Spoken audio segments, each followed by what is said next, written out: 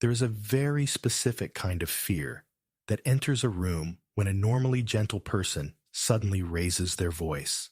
You know the type, the one who apologizes when you bump into them, the one who always speaks softly, who slows themselves down so others feel comfortable, the one who seems constitutionally incapable of hurting a soul. And then, one day, something inside them breaks. Their voice rises, their face changes, the warmth disappears, and what comes out of their mouth feels like a shockwave that no one in the room was prepared for. It's not a bit upset. It's not momentarily frustrated. It's volcanic. It's loud and sharp and startlingly intense, like the emotional equivalent of a building suddenly cracking in half.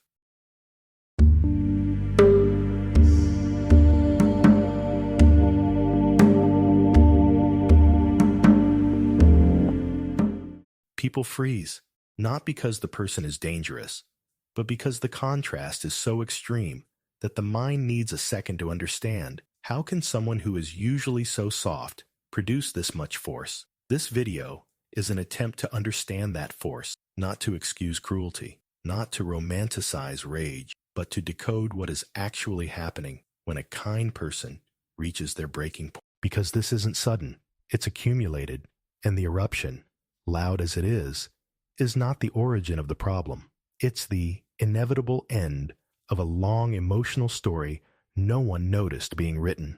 We often mistake gentle personalities for endlessly patient ones. We assume that someone who speaks softly must feel softly, that someone who avoids conflict must be free of anger, that someone who rarely protests must be genuinely unbothered. But gentleness is not the absence of strong emotion. It is simply the decision not to express it. Many gentle people have incredibly intense emotional lives beneath the surface. They feel deeply, absorb easily, and suppress instinctively. They don't raise their voice because they don't want to hurt anyone. They don't complain because they don't want to burden anyone. But this creates a tension inside them that grows quietly, invisibly, almost politely, until the moment it can no longer be contained. The goal here is to explore that tension, why it grows, why it explodes with sound rather than silence, and why the resulting outburst feels so disproportionately powerful to everyone who witnesses it. One psychological principle helps explain everything. The rarer an emotional behavior is, the more alarming it becomes when it appears. Someone who yells every day is exhausting, but predictable. We know their pattern. We learn to tune them out. But when someone who never raises their voice suddenly shouts, the sound feels like a rupture in reality itself, because their voice isn't carrying just the anger of the moment. It is carrying the anger of every moment they stayed silent. Imagine a dam. Every ignored disappointment adds a small crack. Every "it's okay, don't worry about it" widens it. Every avoided conflict weakens its foundation. And then one day, one small thing, a broken promise, a careless word, a momentary disrespect, hits the dam at precisely the wrong angle, and everything breaks at once. When kind people erupt, the volume surprises even them. They aren't performing. They aren't trying to intimidate. Their nervous system is simply releasing all the pressure it has been containing for far too long. The loudness is not aggression, it is overflow. To understand why the eruption is loud rather than quiet, we have to revisit the emotional template many gentle people grew up with. A significant number of gentle adults were raised in environments where expressing needs was ignored, staying quiet kept the peace, anger was either forbidden or dangerous, strong emotion appeared only in explosive, frightening moments. In those households, conflict wasn't negotiated, it detonated. A child in that environment learns two contradictory lessons. To keep people happy, I must stay gentle. When things truly hurt, the only language anyone listens to is shouting. So in adulthood, they live the first half of the script almost perfectly. They stay calm, they stay patient, they swallow discomfort, But when the emotional pain reaches a threshold they cannot suppress, they unconsciously activate the second half of the script, the one where raised voices meant survival, visibility, or power. Their eruption is not a choice.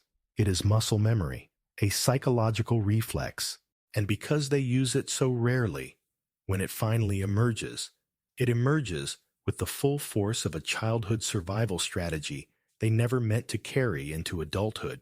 When a gentle person shouts, it is rarely because of a single incident. It happens because their self-restraint has been stretching for months. Their emotional boundaries have been eroded slowly. They've been absorbing more than any person can realistically hold. And they finally reach a moment where silence feels more painful than noise inside them. Something snaps into place. Enough. Not quietly, not thoughtfully, not gracefully, but loudly, because the loudness is the only thing strong enough to cut through the layers of self-silencing they have built.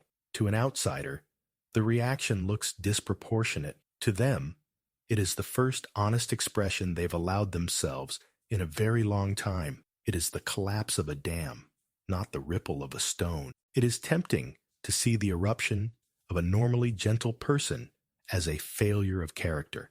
We might conclude they were pretending to be nice, or that their kindness was fake, or that this louder version is their true self-emerging. But it is far more accurate and far more humane to view the eruption as a confession they never intended to make. The loud anger is not their essence. It is the reveal of a burden they have been carrying quietly for years. A gentle person does not snap because they are cruel. They snap because they are exhausted. Exhausted from being patient. Exhausted from minimizing their needs. Exhausted from believing their role in relationships is to be endlessly understanding.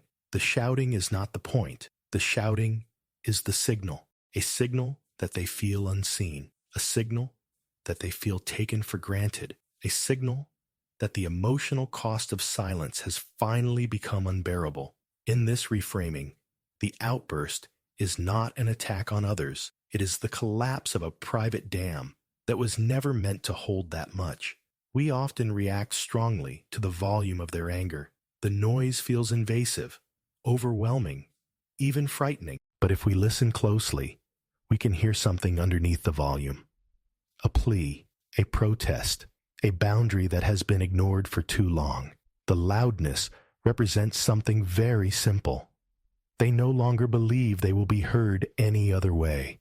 It is tragic, really, because most gentle people hate raising their voice. The anger drains them. The shouting embarrasses them. The moment it ends, they often feel ashamed, anxious, or heartbroken, not because they regret the message, but because they regret the form. Loud anger is not their preferred language. It is the only language they think will finally get through. To truly understand this phenomenon, we need to step inside the moment after the snap, the moment others rarely see. When the shouting ends, something strange happens inside the kind person. Not relief, not triumph, but a sharp emotional crash. Their body, flooded with adrenaline, begins to shake. The hands tremble. The throat tightens. The chest feels hollow. This is not the physiology of aggression. It is the physiology of overwhelm. Almost immediately, the guilt begins, not because they were wrong to be angry, but because they violated their own values. They feel they have failed their role as the steady one, the reliable one, the good one. They feel they've shown a frightening side people might not forgive. And beneath the guilt comes something far deeper. Sadness. Not sadness about the fight itself, but sadness that it required shouting for their feelings to matter. Sadness that the people closest to them noticed their needs only once those needs were screamed into the air. After the eruption, they often withdraw. They need to make sense of what happened. They need to gather themselves. And above all, they need reassurance that their humanity will not cost them their relationships. This internal landscape isn't visible to others, but it is the core truth of why the eruption is so emotionally complex. The loud anger is not just volume. It is vulnerability cracking open in a dramatic and painful way. There is another layer to consider, one that implicates all of us. We often rely on kind people to be the emotional load bearers of social life. We assume they will stay calm when others lose control. We assume they will stay patient when others are unreasonable. We assume they will compromise, adapt, absorb, forgive. And as long as they do, we rarely ask if they are okay. We rarely ask where their boundaries are. We rarely ask what they might need. Gentle people become the emotional shock absorbers of families, workplaces, and relationships, not because they choose that role, but because the people around them quietly place them in it. So when they finally shout, we act amazed. We say things like, "I can't believe you reacted like that. That's not like you. You're overreacting." But what we really mean is, the system worked better when you absorbed all the discomfort. We preferred the version of you that stayed quiet. Please go back to protecting us from the consequences of our own behavior. This is the painful truth. Their loud anger isn't the disruption. It's the moment the existing, unhealthy system is revealed. If we meet the loudness with fear or judgment, we miss the opportunity to understand the human being behind it. So here is another way of seeing that moment. A gentle person shouting is someone who has run out of places inside themselves to hide their pain. It is someone who has been too patient for too long. It is someone whose boundaries have been stepped over quietly, repeatedly, invisibly. It is someone who needs help, not condemnation, understanding, not avoidance, a chance to be seen, not a reason to be feared, a message to the gentle ones who erupt loudly. Your loud anger does not make you a bad person. It makes you human. Your needs matter, even when they are not whispered politely. You do not have to be endlessly calm to earn love, and you are allowed to feel deeply, strongly, vocally, without believing it betrays your character. Ask them how long they have carried the burden. Ask them what part of themselves they felt forced to silence. Ask them how you can make room for their feelings before they reach the breaking point. Because if you only hear their truth when it is shouted, it means you have been missing it for far too long. The moment a kind person snaps is not the unveiling of a hidden monster. It is the unveiling of hidden pain. And if we learn to listen to that pain earlier, to make space for it gently, to encourage its expression before it turns into an eruption, then their anger no longer has to be terrifying. It can be understood. It can be respected.